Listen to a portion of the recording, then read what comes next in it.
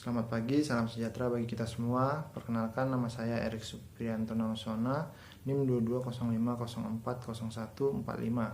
Pada kesempatan kali ini, saya akan membuat video untuk menjawab pertanyaan ujian akhir semester dari mata kuliah Pengantar Hukum Indonesia mengenai asas-asas hukum acara pidana dan asas-asas hukum acara perdata. Azas-azas hukum acara pidana. 1. Azas peradilan cepat, sederhana, dan biaya ringan. Azas peradilan cepat, sederhana, dan biaya ringan mewajibkan peradilan untuk dilakukan dengan segera, singkat, cepat, dan sederhana tanpa harus bertele-tele sehingga tidak menelan banyak biaya. 2. Asas oportunitas. Asas oportunitas merupakan suatu asas di mana penuntut umum tidak diwajibkan untuk menuntut seseorang jika penuntutannya akan merugikan kepentingan umum. Asas ini hanya berlaku dalam hal-hal kepentingan umum yang benar-benar dirugikan dan terdapat kriteria tertentu yang dimaksud merugikan kepentingan umum. 3. Azas pemeriksaan pengadilan terbuka untuk umum. Azas pengadilan terbuka untuk umum memiliki makna, yaitu menghendaki adanya bentuk transparansi atau keterbukaan dalam sidang peradilan pidana. Azas ini diatur dalam pasal 153 ayat 3 KUHP, yaitu untuk keperluan pemeriksaan, hakim ketua sidang membuka sidang dan menyatakan terbuka untuk umum kecuali dalam perkara mengenai kesusilaan atau terdakwanya anak-anak. 4. Azas semua orang diperlakukan sama di depan hukum.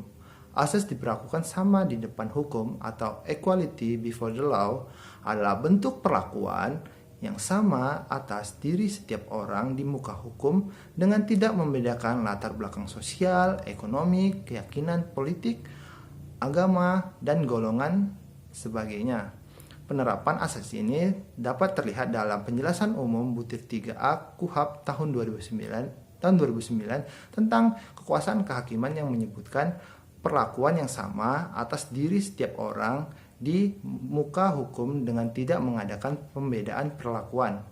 5. Pemeriksaan hakim yang langsung. Asas ini memiliki tujuan agar pemeriksaan dapat mencapai kebenaran yang hakiki. Pemeriksaan secara langsung dan lisan memberikan kesempatan kepada hakim untuk lebih teliti dan cermat, di mana tidak hanya keterangan saja yang bisa diteliti, tapi juga sikap dan cara mereka dalam memberikan keterangan. Azas-azas hukum acara perdata. 1. Hakim bersifat menunggu. Mengajukan tuntutan adalah hak pihak yang berkepentingan.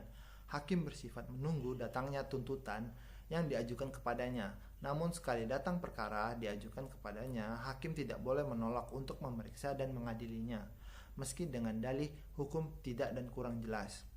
2. Hakim bersifat pasif. Hakim dalam memeriksa suatu perkara bersikap pasif.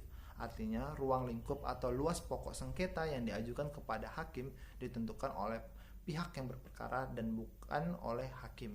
Hakim hanya membantu para pencari keadilan dan menilai siapa di antara para pihak yang berhasil membuktikan kebenaran dalilnya dan mana yang benar dari dalil yang dikemukakan tersebut. 3. Persidangan terbuka untuk umum.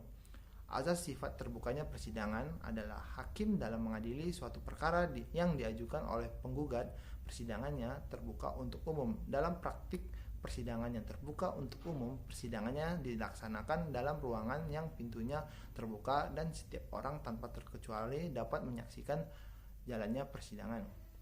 4. Mendengar kedua belah pihak. Azas mendengarkan kedua belah pihak adalah hakim dalam menangani suatu perkara terhadap para pihak yang sedang berperkara harus mendengarkan keterangan tentang terjadinya peristiwa hukum dari kedua belah pihak. Artinya hakim tidak boleh menerima keterangan dari salah satu pihak sebagai benar apabila pihak lawan tidak didengarkan atau tidak diberi kesempatan untuk mengeluarkan pendapatnya. 5. Putusan harus disertai alasan. Azas ini maksudnya adalah putusan hakim dalam suatu perkara harus digunakan dalil-dalil atau dasar-dasar hukum positif yang ada. Hal ini dimaksudkan untuk pertanggungjawaban dari sebuah keputusan yang telah dikeluarkan oleh hakim sehingga pihak lawan juga kesulitan mencari celah atau kesalahan dari putusan tersebut. Sekian penjelasan saya mengenai asas-asas hukum acara pidana dan asas-asas hukum acara perdata. Jika ada salah kata dalam penyampaian, mohon dimaafkan. Sekian dan terima kasih.